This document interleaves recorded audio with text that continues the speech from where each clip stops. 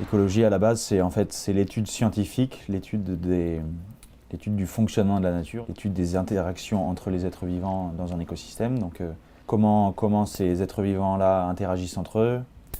Et voilà, la première chose que nous apprend l'écologie, c'est que les systèmes naturels fonctionnent en boucle. Donc, c'est-à-dire qu'il n'y a pas de déchets, tout déchet d'un individu est ressource d'un autre. Et voilà, donc l'écologie dans sa globalité, c'est d'essayer de comprendre la nature, de comprendre son fonctionnement et d'essayer de calquer ou d'inspirer nos systèmes sociétals, nos systèmes humains sur ce que propose la nature en fait.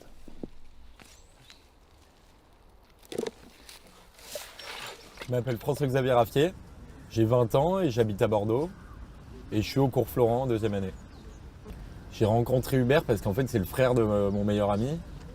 Je m'intéresse de plus en plus à tous ces projets. J'ai de plus en plus de mal à vivre en ville, de mal je dirais pas, mais non, après j'ai la chance d'avoir un jardin et je sais maintenant prendre du plaisir en me baladant dans des parcs, en observant la nature, les arbres, tout ça. Donc je pense que je pourrais vivre en ville si je fais un métier sensé et combler mes besoins d'espace, de nature.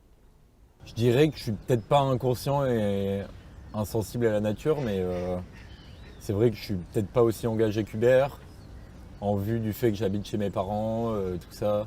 Je me nourris pas moi-même, du coup, forcément, je mange des produits du supermarché. Et aussi, ça peut vite être assez cher en fait de manger du bio, tout ça.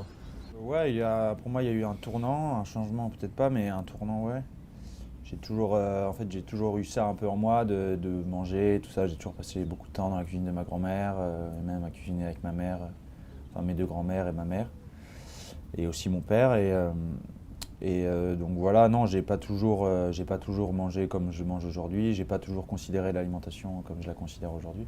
Et je pense que le mode de vie d'Hubert peut couper les gens du monde vite, parce qu'en fait c'est assez marginal d'une certaine façon, vu que toute la société en fait, est basée sur les produits de supermarché et tout ça.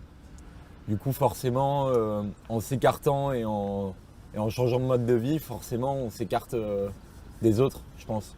Ce qui serait compliqué pour moi d'adopter le même mode de vie qu'Hubert, ça serait prendre le temps de cuisiner, prendre le temps de cuisiner des bonnes choses, prendre le temps d'aller chercher les bons produits.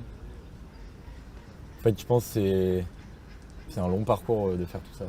Malheureusement, une des caractéristiques de l'homme, c'est de se réveiller au moment où il se prend le mur.